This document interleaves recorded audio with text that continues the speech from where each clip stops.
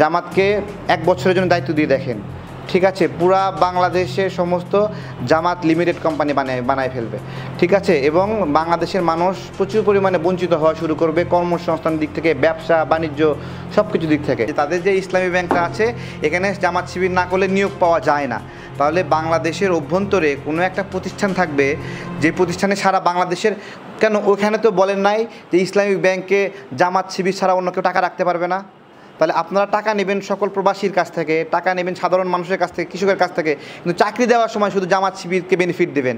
তাহলে আপনি শুধু জামাত শিবির দিয়ে ওই ব্যাংক চালান, শুধু জামাত শিবিরের আমানত নেন। জামাতের প্রতি আহ্বান যে এই যে সারা দেশে আপনাদের ব্যাংক প্রতিষ্ঠানগুলোতে আছে, এগুলোতে আপনারা এই নীতি নিতেই পারেন না যে আপনাদের এখানে কাজ করতে হলে, চাকরি করতে হলে শুধুমাত্র শিবির করতে হবে বা ইয়ে করতে হবে। আপনারা যে পলিসিটা নিয়েছেন যে এই যে ইসলামী ব্যাংকে সবাই শিবির হতে হবে, জামাতের হতে হবে, এবং তারা আপনাদেরকে মাসে মাসে ইয়ানত দেবে। একটা ব্যাংকের ঘটনাও দেখলাম যে সেই ব্যাংকের ম্যানেজার বলতেছে যে এখানে জামাতের কর্মীরা, শিবিরের কর্মীরা ইয়ানত নিতে আসছে, ইয়ানত না দেওয়াতে মারধর করেছে। এই ঘটনা মনে হয় আপনারা দেখেছেন। তাহলে এটা কি আপনারা এখানে শুধুমাত্র জামাত শিবিরের লোকদেরকে নিচ্ছেন যে নির্দিষ্ট এলাকায় আপনাদের রাজনীতি চালানোর জন্য ওখানে চাকরি করে করে আপনাদেরকে 5% ইয়ানত দেবে, এই জন্য মাত্র শিবিরের লোকদের এখানে ঢুকাচ্ছেন? বিষয়টা আমি চোখে আসার পরে আমি খুব করে ভাবছি যে একটা দল এখনই ক্ষমতায় না যেতেই নীতি নিয়েছে যে শিবির ছাড়া কাউকে চাকরি দেবে না। তারা ক্ষমতায় আসলে তারা তো সাধারণ মানুষকে সুযোগ দেবে না।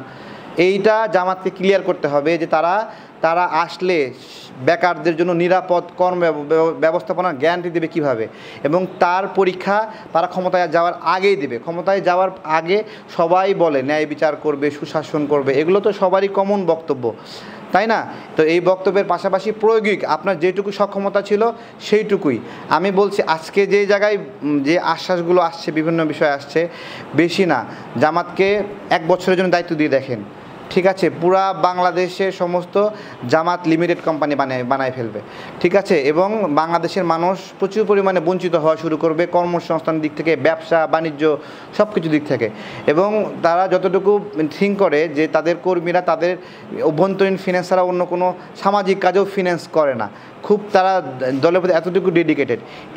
এটা না, একটা দল ক্ষমতায় যাবে তাদেরকে অনেক উদার হতে হবে, শুধু নিজেরটা খুঁজলে হবে না। তখন থেকে জামাত যেহেতু বাংলাদেশের সামনে সম্ভাবনা আছে, তারা ক্ষমতায় যাবে এরকম একটা ভাব আছে, বিভিন্ন অনলাইন ভোটিংয়ে তারা 70% 80% ভোট পাচ্ছে, তারা জিতেই গেছে বলা যাচ্ছে।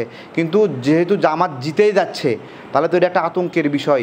তারা যদি ওই যে ইসলামী ব্যাংকের মতো সব যদি শুধু শিবিরের কর্মীদেরকে নিয়োগ দেয়, তাহলে তো অবস্থা খারাপ, আমাদের কি হবে? তারা যেইটুকু সুযোগ পেয়েছে সব জায়গায় তাদের নিজেদের লোক নিয়োগ দেওয়ার জন্য ব্যাপক তৎপরতা দেখিয়েছে। তার প্রমাণই বললাম যে তাদের যে ইসলামী ব্যাংকটা আছে এখানে জামাত শিবির না করলে নিয়োগ পাওয়া যায় না। তাহলে বাংলাদেশের অভ্যন্তরে কোনো একটা প্রতিষ্ঠান থাকবে যে প্রতিষ্ঠানে সারা বাংলাদেশের, কেন ওখানে তো বলেন নাই যে ইসলামী ব্যাংকে জামাত শিবির ছাড়া অন্য কেউ টাকা রাখতে পারবে না? তাহলে আপনারা টাকা নেবেন সকল প্রবাসীর কাছ থেকে, টাকা নেবেন সাধারণ মানুষের কাছ থেকে, কৃষকের কাছ থেকে, কিন্তু চাকরি দেওয়ার সময় শুধু জামাত শিবিরকে বেনিফিট দেবেন। তাহলে আপনি শুধু জামাত শিবির দিয়ে ওই ব্যাংক চালান, শুধু জামাত শিবিরের আমানত নেন। এবং এই যে বড় একটা ইসলামী ব্যাংকের ধস হলো, মানে অর্থ এখান থেকে লুটপাট হলো, তো এই ক্ষতি তো ওই যে বাংলাদেশ ব্যাংক টাকা প্রিন্ট করে দিচ্ছে, আলটিমেটলি ক্ষতি কিন্তু আমানত রক্ষা করতে পারে নাই, কিন্তু রক্ষা করতে পেরেছে এই যে নাবিল গ্রুপ এমন একটা তৎপরতা করছে যে নাবিল গ্রুপ ইসলামী ব্যাংকের কাছ থেকে লোন নিয়েছে, ভালো করে বোঝেন, কিন্তু লোন নিয়েছে, সেই লোন নেওয়া টাকা দিয়ে আবার ইসলামী ব্যাংকের শেয়ার কিনে সেই ইসলামী ব্যাংকের মালিক হচ্ছে। ভালো করে দেখেন, খুব সুন্দর কৌশল।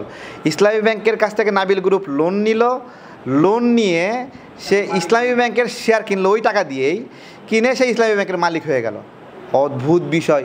এই ইকুয়েশন কেবলমাত্র জামাতের কাছে আছে।